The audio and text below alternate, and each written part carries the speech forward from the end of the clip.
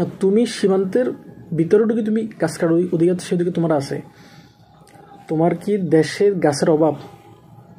তোমার কি দেশে গাছের অভাব ফুটছে? না, ক্লিয়ার করে যদি বলো 200টা গাছ আমরা ভিক্ষা দিয়ে দিব, সমস্যা নেই, আমাদের গাছ অনেক আছে, ভিক্ষা যদি প্রয়োজন হয় দিয়ে দিব। কিন্তু আসি তুমি ডাকাতি করবা, এটা তো ডাকাতি।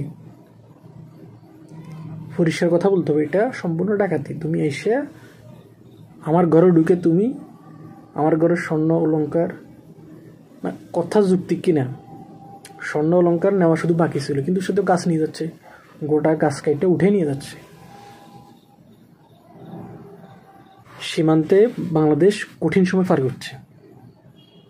সাবেক প্রধানমন্ত্রী শেখ হাসিনার সময় বাংলাদেশ ভারত সম্পর্ক বন্ধুত্ব ছিল মানে বাংলাদেশ ভারতের গোলামি করছে,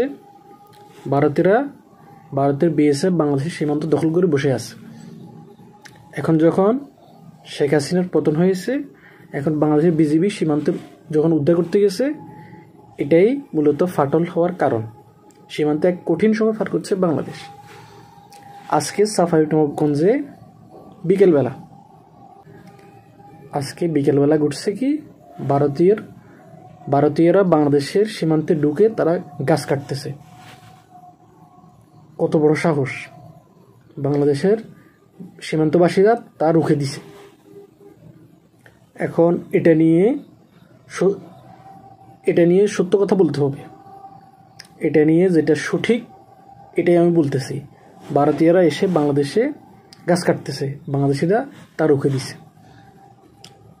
খুব শীঘ্রই দেখবেন ভারতের ওই রিপাবলিক বাংলা কি বলে, এটা আসে মিথ্যাচার করবে। খুব শীঘ্রই ময়ূখ রঞ্জন ঘোষ সে আসে মিথ্যাচার করবে, গ্যারান্টি। আমি প্রথমে বলে দিলাম, ঘটনা যেটা ঘটছে, ভারতীয় কিছু বাসিন্দা তারা এসে বাংলাদেশ সীমান্তের ভিতরে ঢুকে তারা গাছ কাটতেছে, বাংলাদেশিরা তা রুখে দিছে।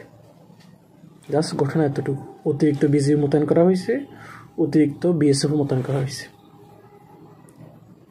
ভাগ্যিস কোনো গোলাগুলি হয়নি, যদি গোলাগুলি হইতো বড় কিছু ঘটে যেত।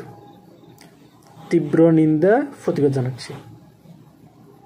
ভারতীয়রা বাংলাদেশ সীমান্তে ঢুকে গাছ কাটতেছে, তীব্র নিন্দা, ঘৃণা, প্রতিবাদ ভারতীয় ওই বাসিন্দাদের প্রতি জানাচ্ছি।